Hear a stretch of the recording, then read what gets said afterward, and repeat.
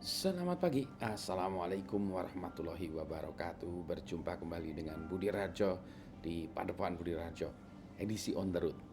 Kita mulai selalu dengan ngopi dulu. Nih, bismillahirrahmanirrahim.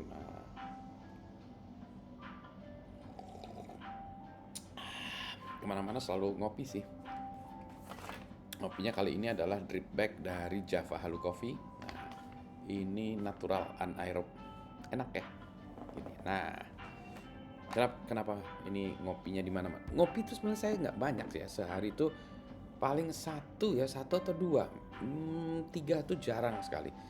Satu pagi, kemudian dua tuh sore gitu. Jadi kalau bagi yang mengira saya ngopinya banyak, ya nggak juga sih sebetulnya. Persepsi aja. Kita bahas sedikit soal electronic voting ya, atau voting ya. Jadi mulailah kita bahas lagi tentang ini sedikit-sedikit ya. Saya sendiri meneliti soal electronic voting ini udah mulai dari kapan ya? Mungkin by accident tuh tahun 99 ya. Jadi di sini sekarang 2023 berarti sudah nyaris 24 tahun, nyaris seperempat abad. 24 tahun ya, nyaris 23 tahun lah ya sudah lewat meneliti soal electronic voting. Adalah voting dengan menggunakan teknologi informasi. Banyak orang yang merasa skeptik ya, bahwa nggak bisa pakai ini karena ini segala macam. Ya sih butuh waktu untuk seseorang atau sebuah society menerima penggunaan teknologi.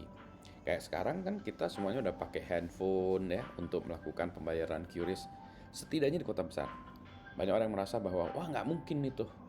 Karena apa? Karena Indonesia tuh luas, jaringannya nggak ada segala macam gitu ya alasannya. Tapi sekarang bisa. Contoh juga penggunaan teknologi yang bagus tuh di kereta api gitu ya, untuk memesan tiket segala macam orang sudah menggunakan tiketnya itu. Nah, di belakang tuh kelihatan anak saya yang lewat. Anyway, nah sekarang kita bicara tentang teknologi informasi electronic voting.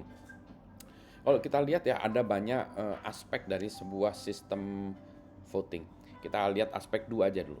Yang pertama orang selalu memperkirakan itu mengaitkannya itu dengan anonymity ya. Masalah kerahasiaan. Satu itu anonymity.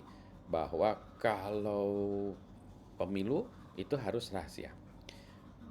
Memang demikian lah ya, di mana-mana juga begitu. Tetapi kalau kita sebuah sistem voting itu tidak harus rahasia juga, ada yang tidak rahasia. Sebagai contoh, kayaknya misalnya gini, di dalam sebuah kelas deh misalnya, siapa yang setuju kita sekarang libur gitu ya, angkat tangan gitu ya. Berarti itu tidak harus anonim ya, semua orang bisa dilihat, oh ini 75% senang besok libur gitu ya, atau siapa yang senang ujiannya membuat makalah, siapa yang senangnya ujiannya membuat UAS itu angkat tangan langsung ya, yang kayak kayak gitu nggak penting-penting gitu tuh kan ya. Quote-quote nggak penting itu kan nggak harus anonim. Jadi sebenarnya sebuah sistem electronic voting tuh bisa anonim dan tidak anonim gitu ya. Kalau dikaitkan dengan pemilu tentu saja kalau kita kan luber ya, langsung bebas rahasia, ada rahasianya, anonim jadi aspek yang penting. Aspek anonymity itu maksudnya gimana sih ya?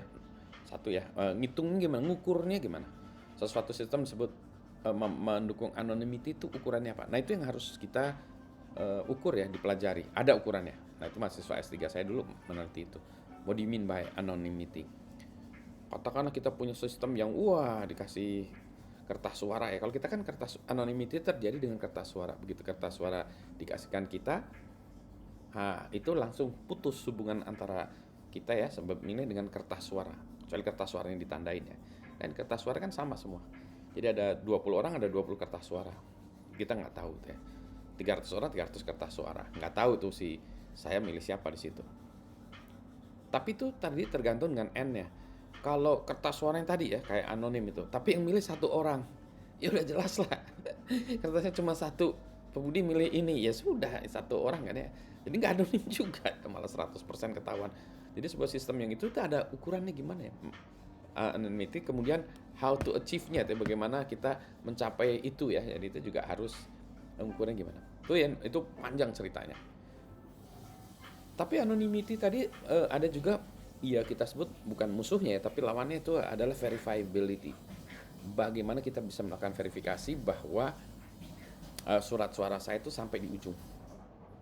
Saya kan nggak mau ya, misalnya suara saya, terus sampai di ujung isinya suara orang lain, suara orang lain. Jadi itu verifiability. Can I verify that my vote is in the system? Jadi saya pengen verify. Nah, kalau kita mau satu sistem yang verifiability 100%, ya tercatat Budi Raharjo milih siapa dalam database-nya gitu ya, Budi Raharjo milih siapa. Bisa di-verify itu Budi Raharjo milih siapa. Jadi nanti kalau ada yang nakal-nakal di akhir hari itu bisa dicek nih, oh bohong gitu. Tapi berarti kalau kita verifiability 100%, anonymity-nya zero ya, nol. Nah, ini dia. Gimana kita bisa antara anonymity dan verifiability ini membalance-nya gimana. Itu aja udah susah ya. Nanti ada aspek-aspek yang lain. Jadi kita bahas itu dulu ya. Jadi dalam sebuah sistem voting itu ada aspek anonymity. Tidak harus 100%, terserah kita maunya seperti apa. Full anonim bisa, pakai teknologi bisa, full anonim ya. Full anonim bisa. Ada sistem blinding segala macam, anonymity 100% bisa, tapi ada aspek verifiability nggak bisa diperiksa lagi tuh. Ada memang 200 suara di server sana, tapi 200 suara itu suaranya beneran nggak ya? Yang tadi yang milih ini ya, nah itu nggak bisa di-verify. Anonymity 100%, verifiability 0. Alternatifnya, kita bisa membuat satu sistem yang verifiability-nya 100%, tapi anonymity-nya 0. Nah ini kita tinggal membalance-nya mau seperti apa. Itu kita bahas nanti ya. Setidaknya kecil-kecil dulu ya, bite size dulu ya tentang electronic voting. Secara teknologi bisa nggak itu dibuat gitu? Bisa dibuat 100% anonim, bisa dibuat 100% verifiability, bisa. Yang susah 100% anonymity dan 100% verifiability. Itu susah banget. Nah, gimana kita membalance-nya? Gitu. Selamat pagi semuanya. Kita mau ngopi dulu. Assalamualaikum warahmatullahi wabarakatuh. Sehat semuanya.